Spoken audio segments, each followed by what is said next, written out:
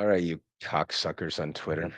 If you're done debating whether or not chicks dancing at a fucking rave is the end of Western civilization, which I mean, you can't open up X today without seeing the same goddamn video over and fucking over again. If you're done with that, have we got a special treat for you? So some of you know that the core philosophy curriculum that we're slowly going through with the year 1, year 2, and year 3 and all that fun stuff is the core of a much larger program. Group of professors, lots of fun stuff in store. We won't talk about it right now. However, we're going to do a one-off spin-off. I'm going to read to you a bedtime story. This will be a part of the literature curriculum, which is coming. Before you know it, it's coming soon.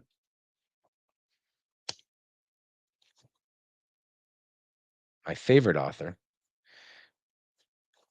of the English language, Mr. Salman Rushdie, in terms of using English in our contemporary age, the best in our modern age. I mean, who uses English better?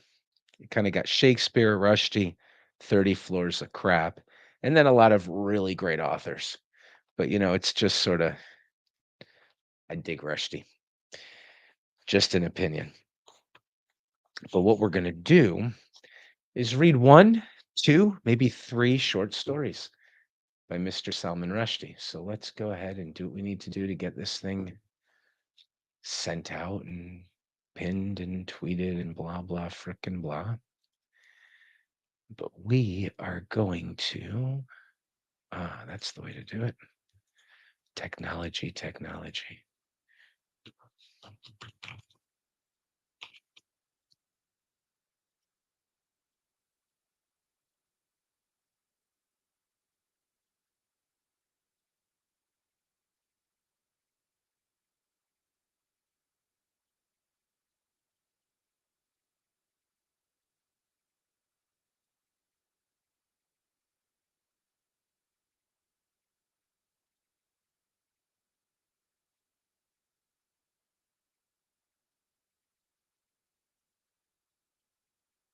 Okay, it's been posted.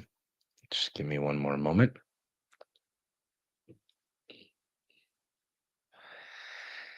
It's been pinned, and that's even better. And now it's going to be shared with the great shadow demon creatures of the internet. You Hidation, barely living shadow creatures. We will be sharing it.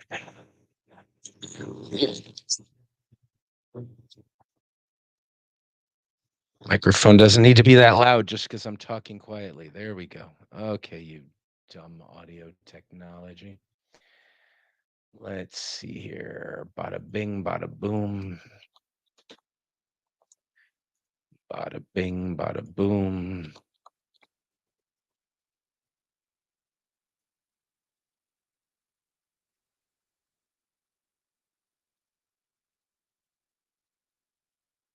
And we're going to do this. And we're going to do this.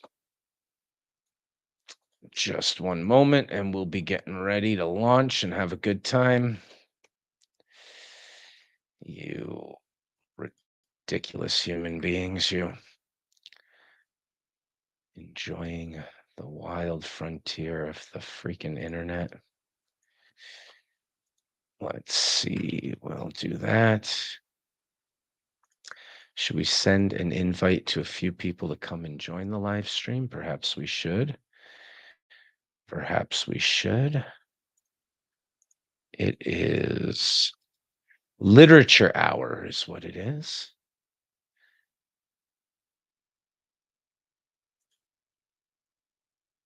Uh-huh. Okay, Bob.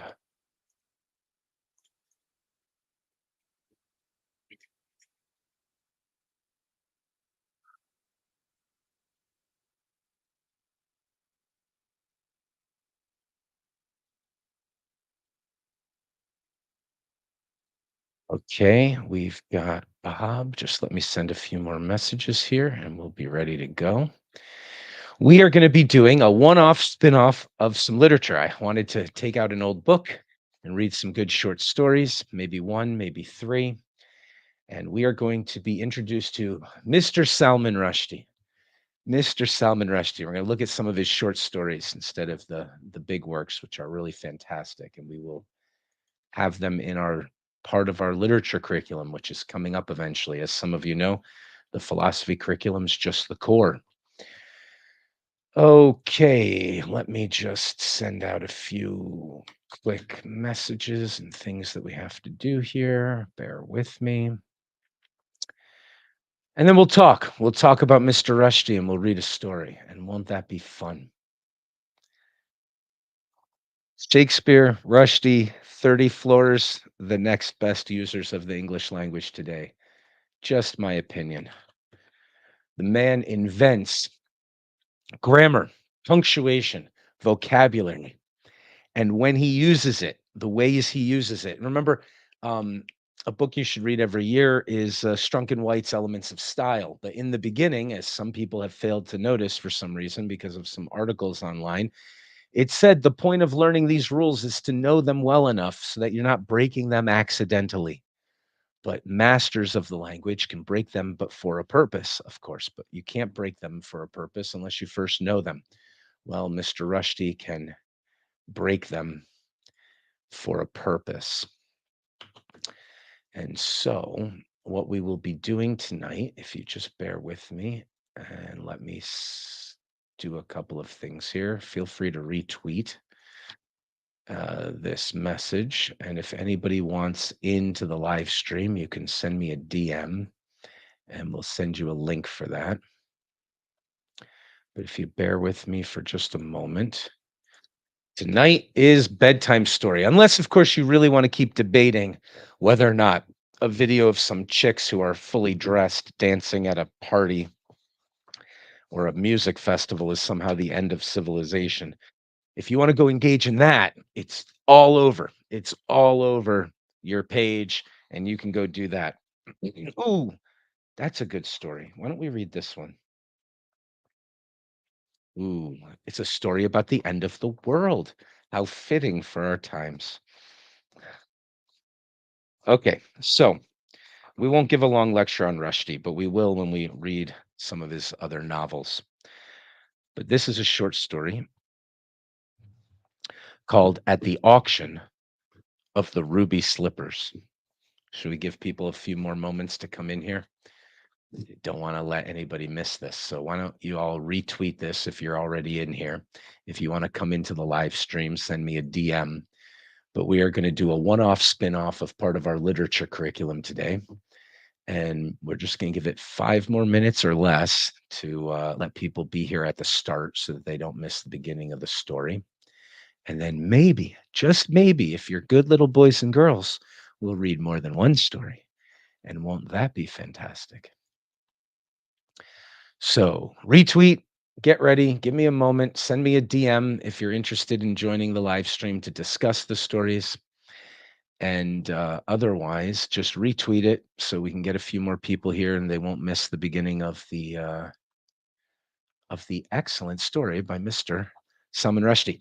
I can talk for a moment about Rushdie. Of course, you know about him. I hope he's doing well. I kept trying to find news on his recent stabbing. I know that he lived through it and has an eye patch now. If you didn't like what he wrote when he didn't have an eye patch, just be prepared. The Ayatollah Khomeini no longer lives, but Rushdie still lives. So be careful who you mess with. But we're going to be reading some short stories from his collection, East West. Send me a DM if you want to join. Otherwise, here we go.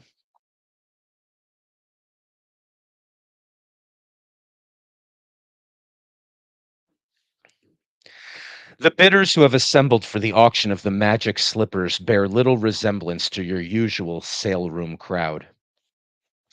The auctioneers have publicized the event widely and are prepared for all comers. People venture out, but rarely nowadays. Nevertheless, and rightly, the auctioneers believed this prize would tempt us from our bunkers. High feelings are anticipated. Accordingly, in addition to the standard facilities provided for the comfort and security of the more notable personages, extra large bronze cuspidors have been placed in the vestibules and toilets for the use of the physically sick. Teams of psychiatrists of varying disciplines have been installed in strategically located neo Gothic confessional booths to counsel the sick at heart.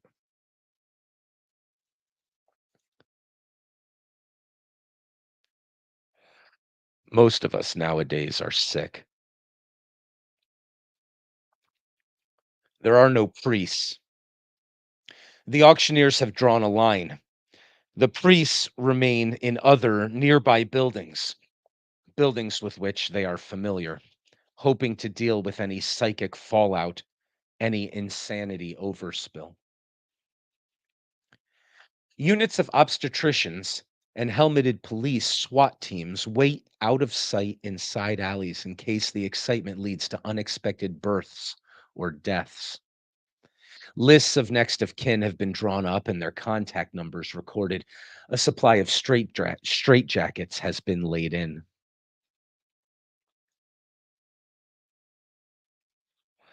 C. Behind bulletproof glass, the ruby slippers sparkle. We do not know the limits of their power, of their powers. We suspect that these limits may not exist.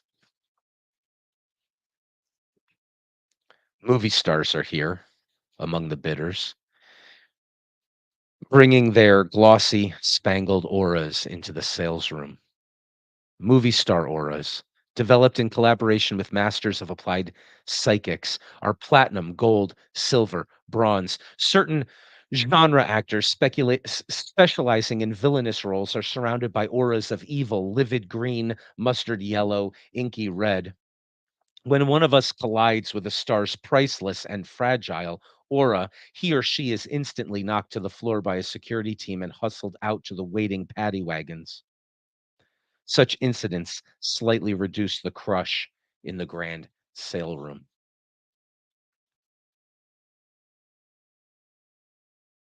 The memorabilia junkies are out in predictable force. And now, with a ducking movement of the head, one of them applies her desperate lips to the slipper's transparent cage, setting off the state of the art defense system whose programmers have neglected to teach it about the relative harmlessness of such a gesture of adoration.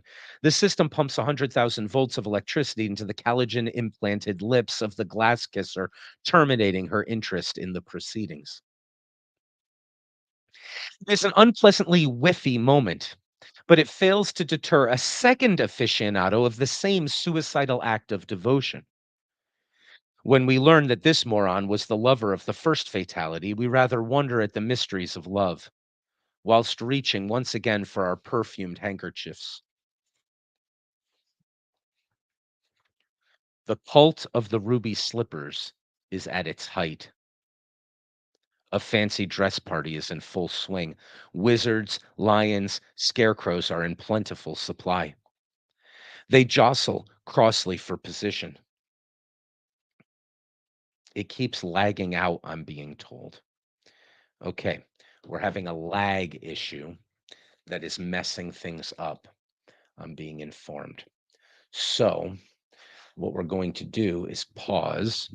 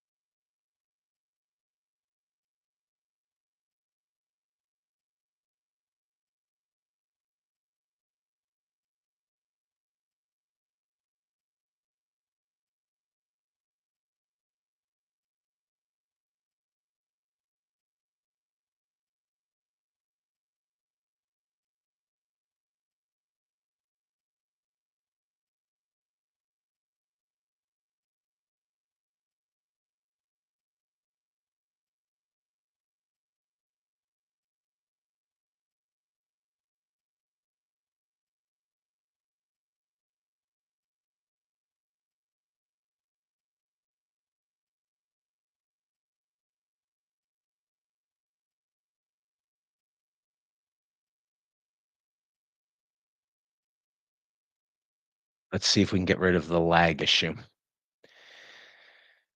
this way. Just one moment. We need to get confirmation that things are working. So we're going to go here and hmm,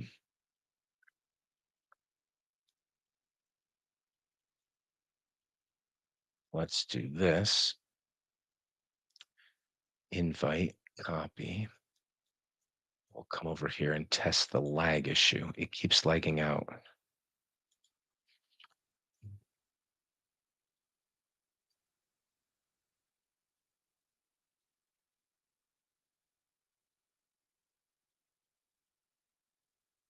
Okay. It keeps lagging out is undesirable. Let's see if we can get the technology to work. Work, you darn technology.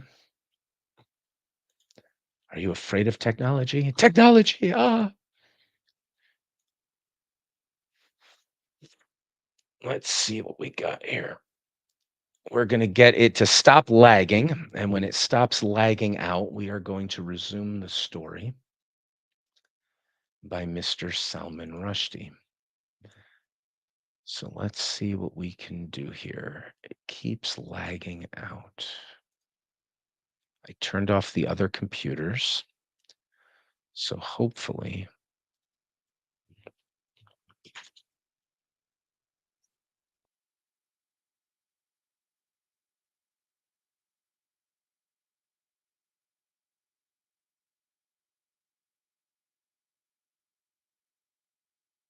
we will get this worked.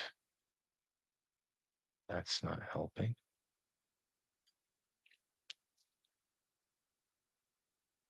Do.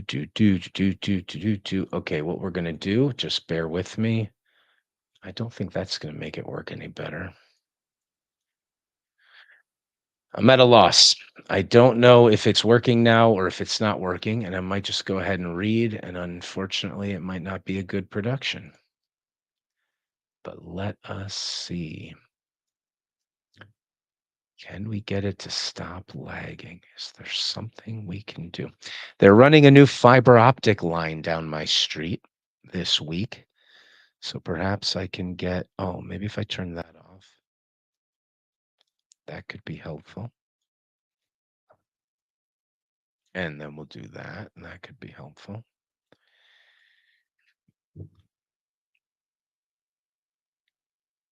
It's plugged directly into the Ethernet. So if it wishes not to work better than this, then we just have issues. Do do do do do do do do do do do do do do do do. I was told it was lagging out, and we're trying to fix that. We may just read without worrying. Hmm.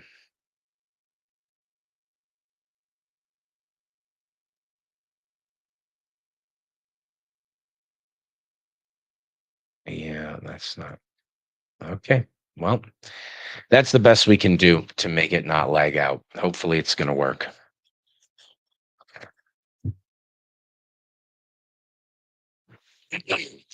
The cult of the ruby slippers is at its height.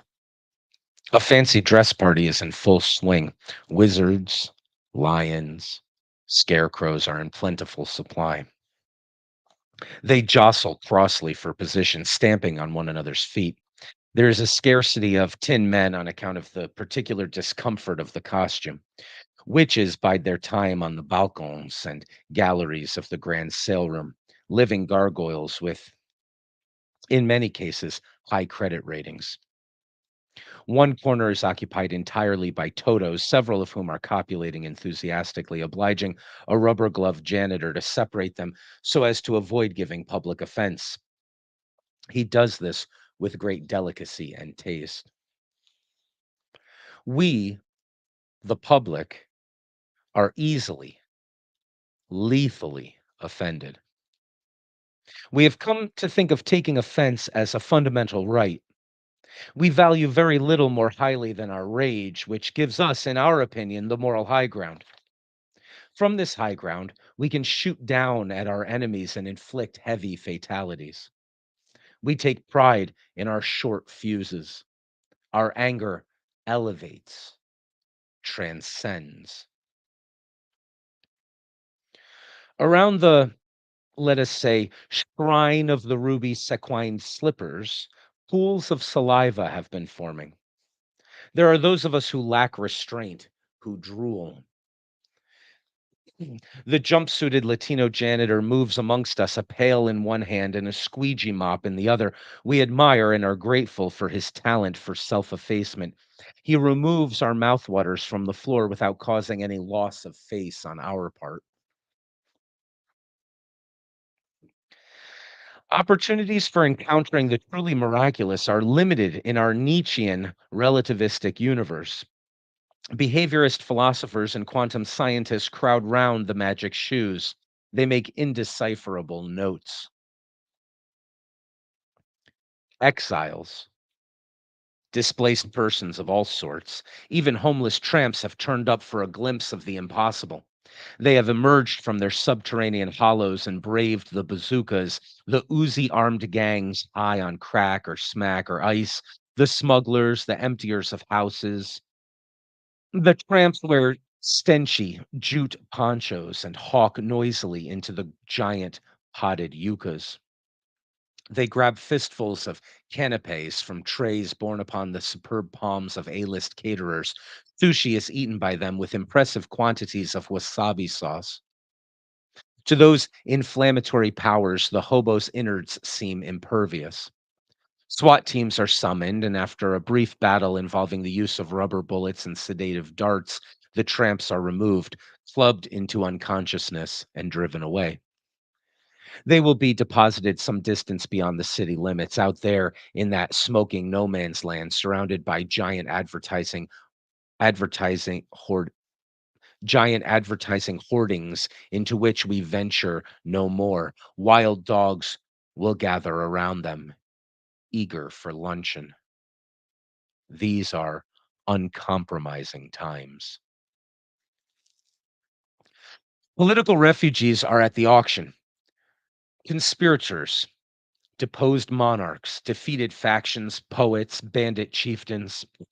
Such figures no longer wear the black berets, the pebble lensed spectacles, and enveloping greatcoats of yesteryear, but strike resplendent attitudes in boxy silken jackets and high waisted Japanese couture pantaloons. The women sport Toreador jackets bearing sequined representations of great works of art. One beauty parades Guernica on her back, while several others wear glittering scenes from the disasters of war sequenced by Francisco Goya.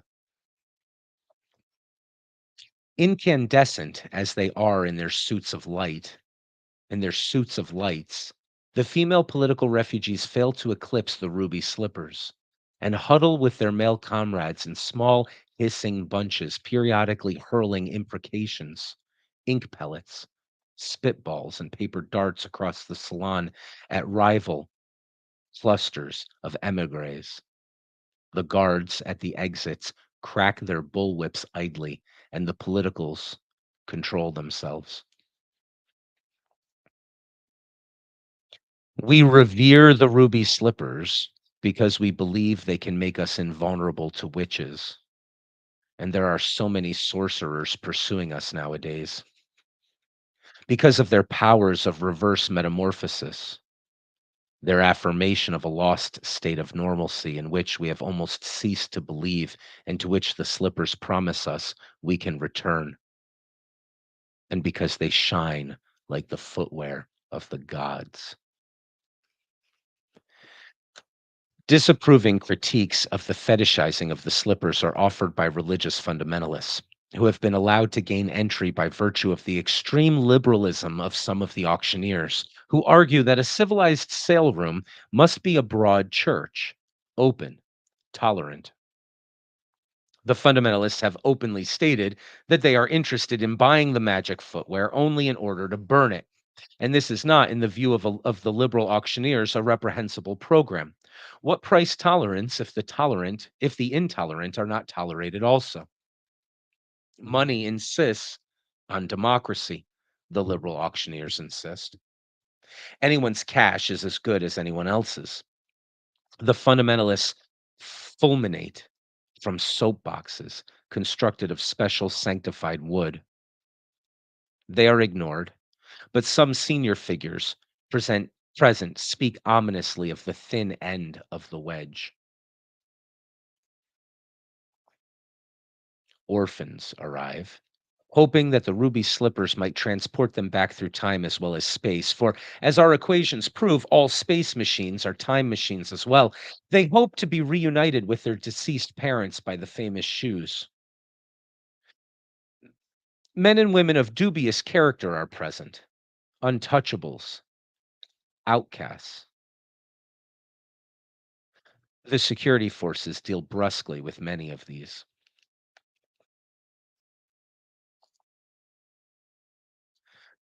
Home has become such a scattered, damaged, various concept in our present travails. There is so much to yearn for. There are so few rainbows anymore. How hard can we expect even a pair of magic shoes to work? They promise to take us home, but are metaphors of homeliness comprehensible to them? Are abstractions permissible? Are they literalists, or will they permit us to redefine the blessed word? Are we asking, hoping for too much? As our numberless needs emerge from their redoubts and press in upon the electrified glass, will the shoes, like the Grimm's ancient flatfish, lose patience with our ever-growing demands and return us to the hovels of our discontents?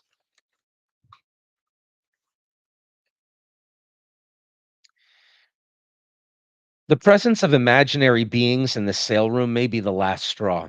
Children from 19th century Australian paintings are here, whining from their ornate gilded frames about being lost in the immensity of the outback. In blue smocks and ankle socks, they gaze into rainforests and red deserts and tremble. A literary character condemned to an eternity of reading the works of Dickens to an armed madman in a jungle is sent in a written bid. On a television monitor, I noticed the frail figure of an alien creature with an illuminated fingertip. This permeation of the real world by the fictional is a symptom of the moral decay of our post-millennial culture. Heroes step down. I think he wrote this in the 1970s, by the way. Heroes step down off cinema screens. Oh no, it must have been 19 it must have been the 1990s, maybe early 2000s. All right. Heroes step down off cinema screens and marry members of the audience. Will there be no end to it? Should there be more rigorous controls? Is the state employing insufficient violence? We debate such questions often. There can be little doubt that a large majority of us oppose the free, unrestricted migration of imaginary beings into an already damaged reality whose resources diminish by the day. After all, few of us would choose to travel in the opposite direction, though there are persuasive reports of an increase in such migrations latterly. I shelve such disputes for the moment. The auction is about to begin.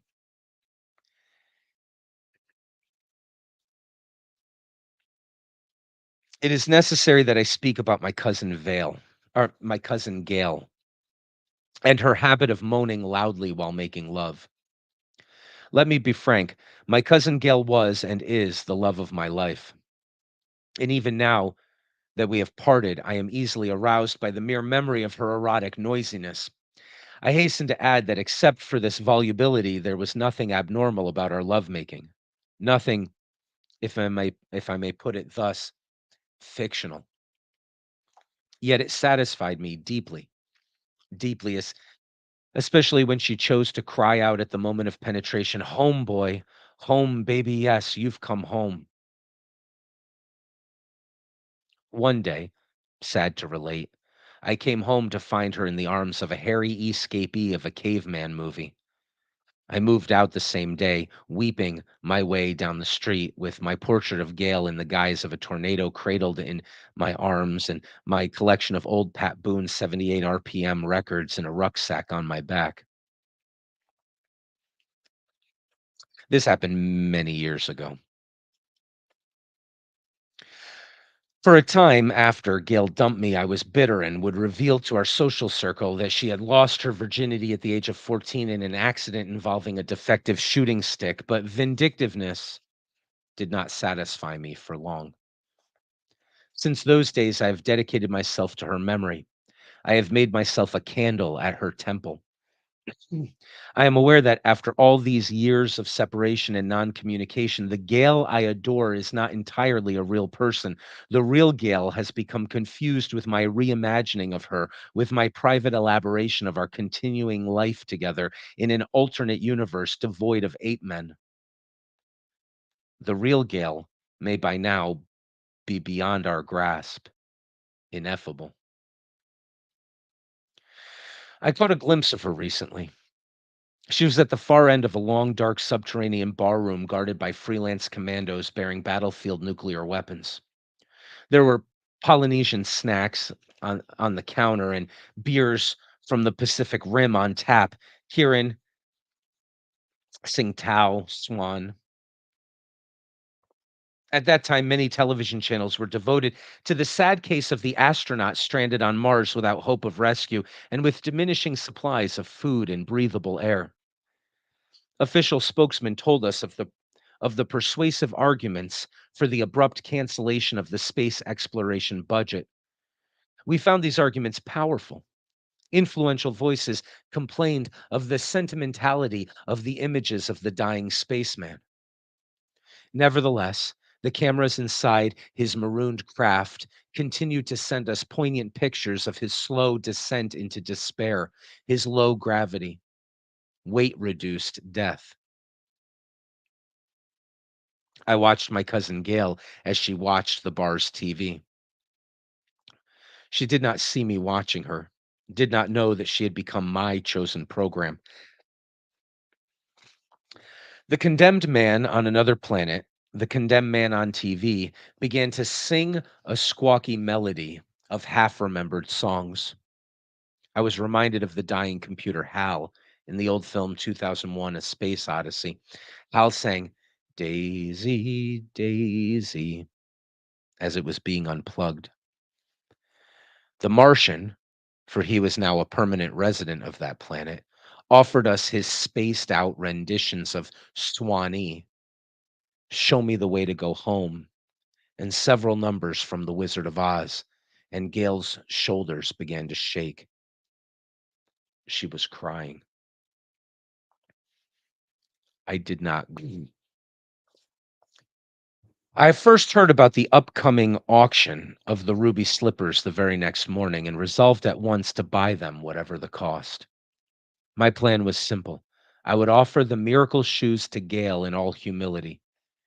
If she wished, I would say, she could use them to travel to Mars and bring the spaceman back to Earth.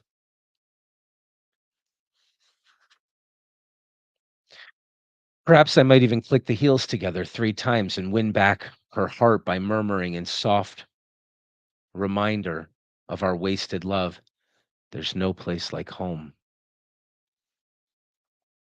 You laugh at my desperation. Ha! Go tell a drowning man not to clutch at straws. Go tell a dying astronaut not to sing. Come here and stand in my shoes. What was it the cowardly lion said? Put 'em up. Put 'em up. I'll fight you with one hand tied behind my back. I'll fight you with my eyes closed. Scared, huh? Scared? The grand sale room of the auctioneers is the beating heart of the earth. If you stand here for long enough, all the wonders of the world will pass by. In the grand sale room in recent years, we have witnessed the auction of the Taj Mahal, the Statue of Liberty, the Alps, the Sphinx. We have assisted at the sale of wives and the purchase of husbands. State secrets have been sold here openly to the highest bidder. On one very special occasion, the auctioneers presided over the sale to an overheated and interdimensional bunch of smoldering red demons of a wide selection of human souls of all classes, qualities, ages, races, and creeds. Everything is for sale. And under the firm yet essentially benevolent supervision of the auctioneers, their security dogs and SWAT teams, we engage in a battle of wits and wallets, a war of nerves. There is a purity about our auctions here, and also an aesthetically pleasing tension between the vast complexity of the life that turns up, packaged into lots to go under the hammer, and the equally immense simplicity of our manner of dealing with this life. We bid, the auctioneers knock a lot down, we pass on. All are equal before the justice of the gavels, the pavement artist and Michelangelo, the slave girl and the queen. This is the courtroom of demand. They are bidding for the slippers now. As the price rises, so does my gorge. Panic clutches at me, pulling me down, drowning me. I think of Gail, sweet cuz, and fight back fear and bid. Once I was asked by the widower of a world famous and much loved pop singer to attend an auction of rock memorabilia on his behalf. He was the sole trustee of her estate, which was worth tens of millions. I treated him with respect. There's only one lot I want, he said. Spend whatever you have to spend. It was an article of clothing. A pair of edible rice panties in peppermint flavor purchased long ago in a store on I think this was the name, Rodeo Drive. My employer's late wife's stage act had included the public removal and consumption of several such pairs. More panties in a variety of flavors, chocolate chip, Knickerbocker Glory, Casada, were hurled into the crowd. These too were gobbled up in the general excitement of the concert, the lucky recipients being too carried away to consider the future value of what they had caught. Undergarments that had actually been worn by the lady were therefore in short supply and presently in great demand. During that auction, bids came in across with the video links with Tokyo, Los Angeles, Paris, and Milan, bids so rapid and of such size that I lost my nerve. However, when I telephoned my employer to confess my failure, he was quite unperturbed, interested only in the final price. I mentioned a five-figure sum and he laughed. It was the first genuinely joyful laugh I had heard from him since the day his wife died. That's all right then, he said. I've got 300,000 of those.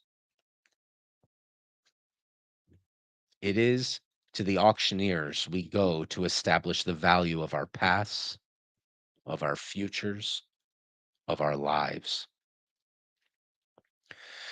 The, pri- the price for the ruby slippers is rising ever higher. Many of the bidders would appear to be proxies, as I was on the day of the underpants, as I am so often in so many ways. Today, however, I am bidding, perhaps literally, for myself. There's an explosion in the street outside. We hear running feet, sirens, screams. Such things have become commonplace. We stay where we are, absorbed by a higher drama.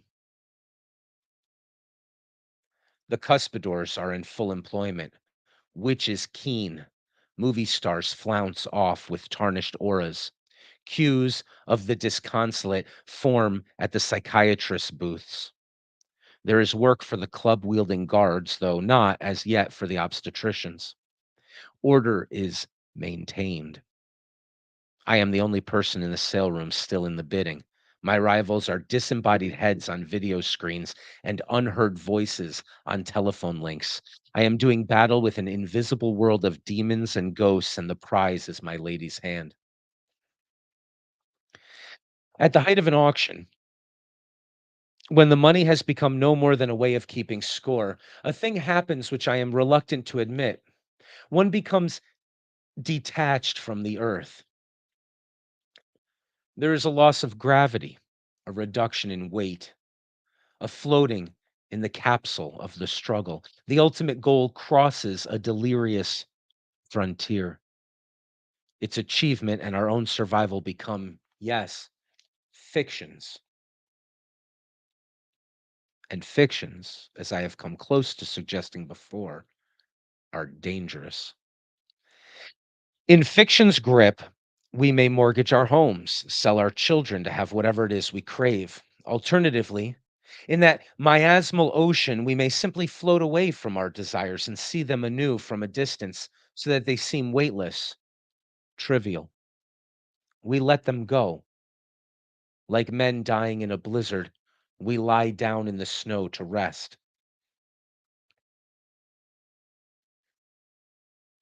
So it is that my cousin Gail loses her hold over me in the crucible of the auction. So it is that I drop out of the bidding, go home, and fall asleep.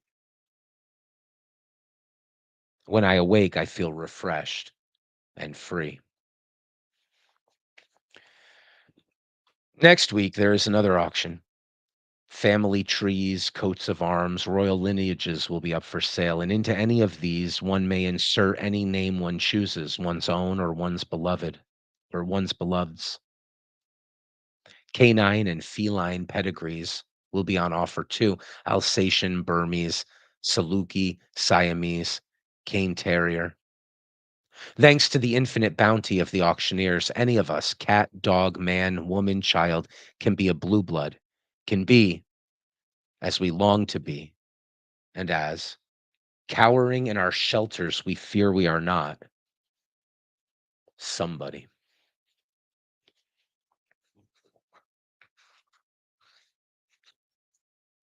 Salman Rushdie from the collection of short stories East West.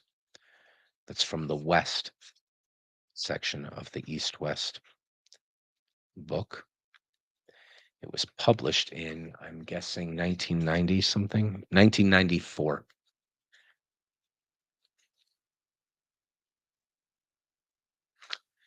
Quite good. I think you'll agree. Why don't we read another? Oh, that's a good one. Okay, so this is a spin-off of it's just a one-off, I should say, of some of the literature classes that we'll eventually be doing. This is just a fun night of reading. But pretty soon, I'm in communication with some people who want to do a full out loud reading of 4 of Shakespeare's plays, which we will be doing before too long. We're working on putting together some added things that help that be fun, and it's coming together slowly and interestingly. However, the story before that one is a story that will be quite relevant. It's called Yorick.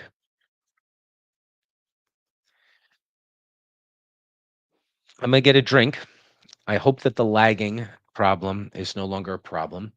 DM me if you would like to come into the live stream. Otherwise, let me go grab some fluids and feel free to retweet. And hopefully, the lagging problem is no longer a problem. I'll be right back.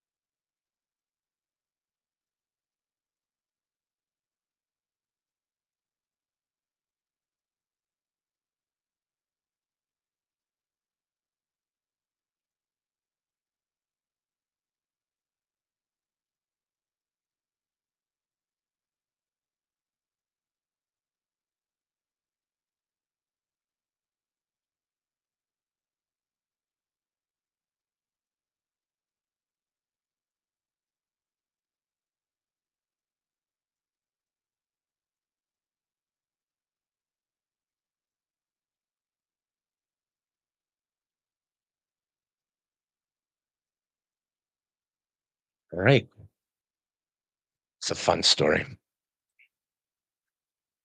We won't be giving any lectures on Rushdie today, but we will when we do the large works of his.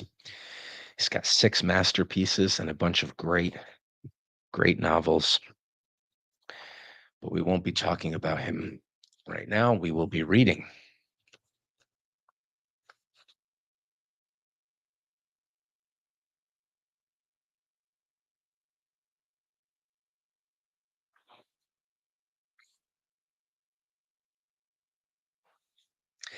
Thank the heavens, or the diligence of ancient time papersmiths, for the existence upon our earth of the material known as strong vellum, which, like the earth upon which I have supposed it to exist, although in point of fact its contacts with terra firma are most rare, its natural habitations being shelves, wooden or not wooden, some dusty, others maintained in excellent order, or letter boxes, desk drawers, old trunks, the most secret pockets of courting lovers, shops, files, attics, cellars, museums, dead deed boxes, safes, lawyers' offices, doctors' walls, your favorite Grant Auntie's seaside home, theatrical property departments, fairy tales, summit conferences, tourist traps, like the earth, I say, again, in case you have forgot my purpose, this noble stuff endures, if not forever, then at least till men consciously destroy it, whether by crumpling or threading, through the use of kitchen scissors or strong teeth, by actions incendiary or lavatorial. For it's a true fact that men take an equal pleasure in annihilating both the ground upon which they stand while they live and the substance, I mean paper, upon which they may remain immortalized once that same ground is over their heads instead of under their feet, and that the complete inventory of such strategies of destruction would overfill more pages than my ration. So then, to the devil with that list, and on with my story, which, as I had begun to say, is itself the tale of a piece of vellum, both the tale of the vellum itself and the tale inscribed thereupon. Yorick's Saga.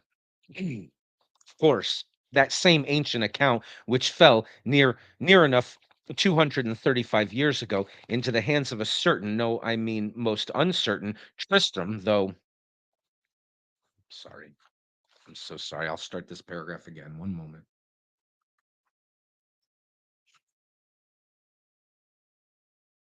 Better prepared we will be next time.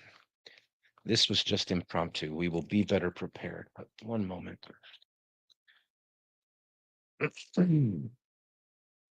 Starting again.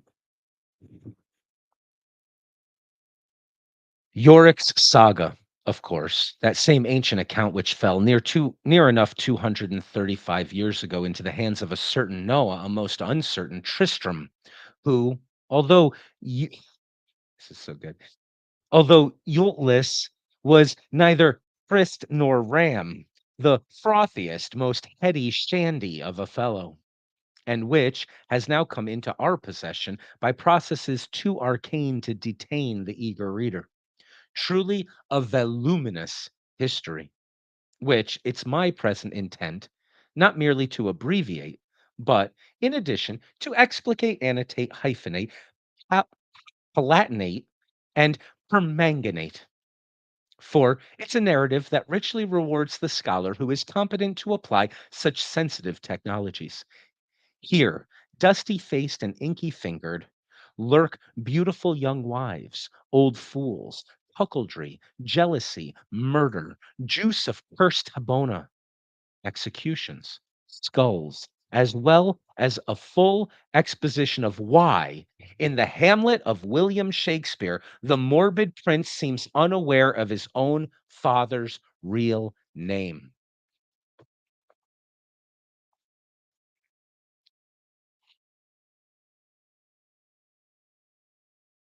Very well, then.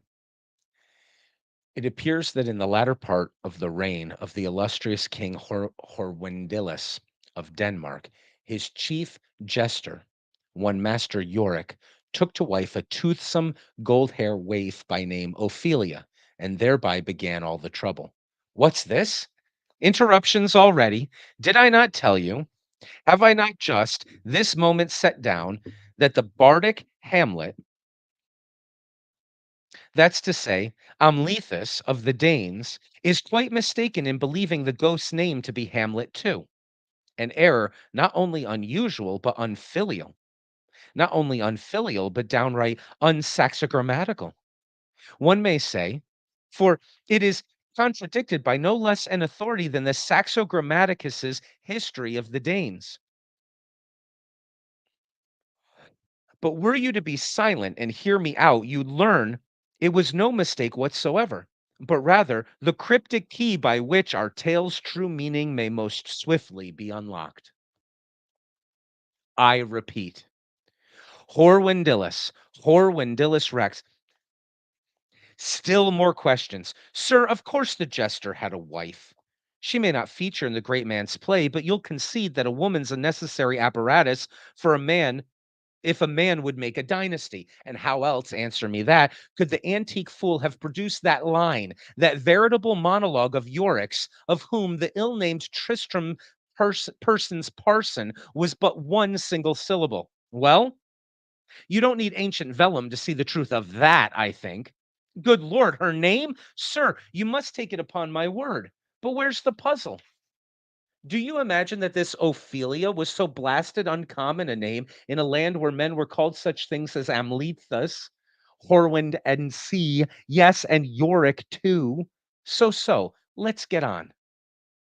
Yorick espoused Ophelia. There was a child. Let's have no more disputes.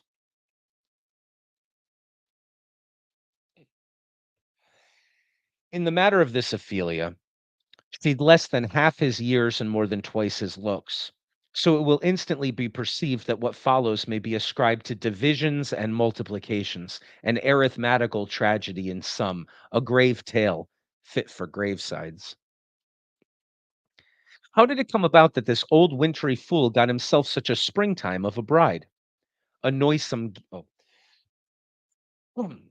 a noisome gale blows across the ancient vellum hereabouts. It is Ophelia's breath. The rottenest smelling exhalation in the state of Denmark, a tepid stench of rats' livers, toads' piss, high game birds, rotting teeth, gangrene, skewered corpses, burning witch flesh, sewers, politicians' consciences, skunk holes, sepulchres, and all the Beelzebubbling pickle vats of hell. Thus, every time this youthful beauty, the frail perfection of whose features brought moisture to men's eyes, made so bold as to open her mouth, why, then there was cleared all around her an open ground some 50 feet in radius at least. So Yorick's path to wedlock was unobstructed, and a poor fool must get what wife he can. He courted her with a wooden peg on his nose. On their wedding day, the king, who loved Yorick, gave the jester a thoughtful gift, a pair of silver nose plugs. That's how it happened. First pegged, then plugged. Our fool in love assuredly looked his part. So that's made clear. Enter young Prince Amlethus, bearing a riding whip.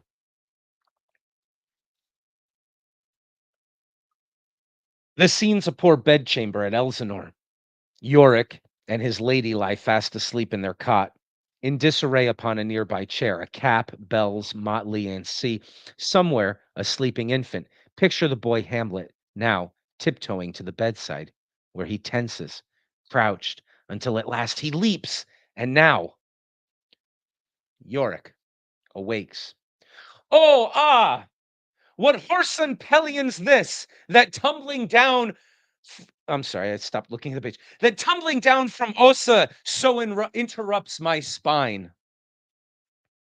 I interrupt myself, for there occurs to me a discordant note. Would any man awakened from deepest slumber by the arrival on his back of a 7-year-old princeling truly retain such a command of metaphor and classical allusion as is indicated by the text? It may be that the vellum is not wholly to be relied upon in this regard, or it may be that Denmark's fools were most uncommon learned. Some things may never be known. Now, back now to our muttons. Hamlet.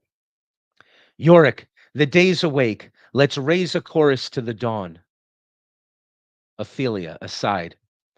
My husband never loved this prince, a spoiled short brat, and cursed with sleeplessness, which plague he passes on to us.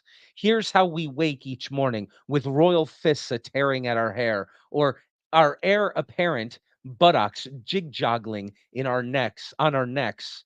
Were he my child, good morrow, sweet my prince.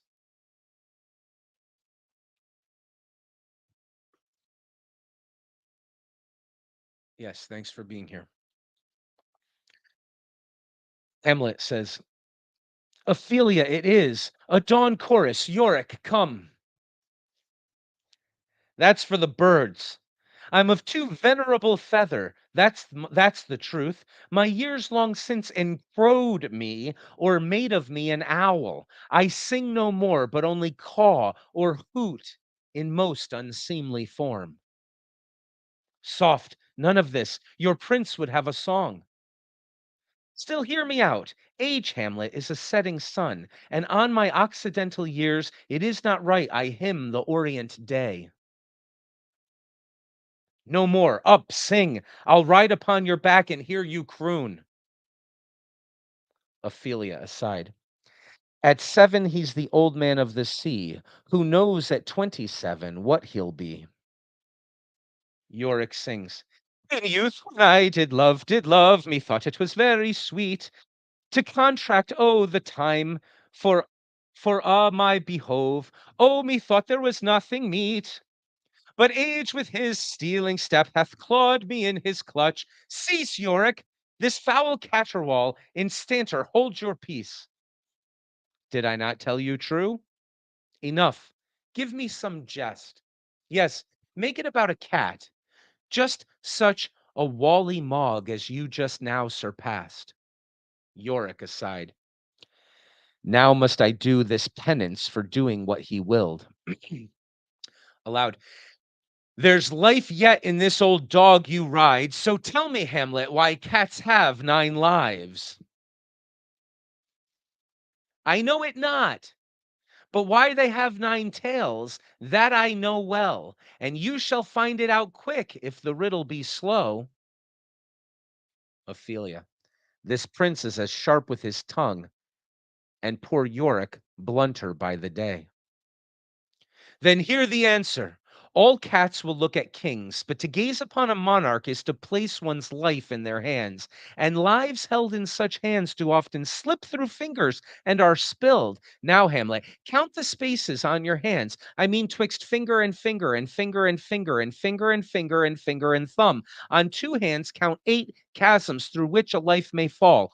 Only 9 lives will ensure that one at least remain. And so our cat, king watching, must have 9. Husband, a fine conceit. Hamlet. So now a dance. Discharge your jester's office and let's have a merry jig. You'll hang upon my back the while? I will, there to ponder what I want. Hamlet, you want for nothing, yet Yorick finds you wanting.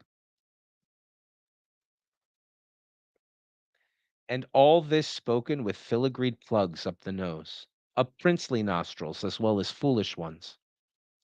The child, crying in his cradle, complains as much of his bunged proboscis as of the noise of Hamlet's whip, wishing and whooshing through the air to encourage his dancing biped steed. What are we to think of so enraged a prince? It's sure he hated Ophelia, but for what? Her pestilential Gus?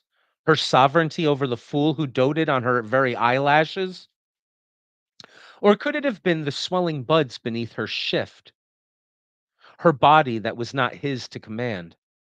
At 7, Prince Amlethus is disturbed by something in this girl, but cannot give it name. So childish ardor turns to hate. Perhaps all 3, her stink, her theft of Yorick's heart, for as any fool knows, the heart of a fool is his prince's possession, for who but a fool would surrender his heart to a prince? And yes, her beauty too. There's no need to choose. Let's be gluttonous in our understanding and swallow this trinity whole. We shall spare Hamlet too harsh a judgment. He was a lonely child who saw in Yorick a father as well as a servant, viz., the best, the perfect father, for every son would make his father a slave. In Yorick, singing, jesting, Dancing, the pallid prince sees Horwendilus tamed. He was a mother's boy.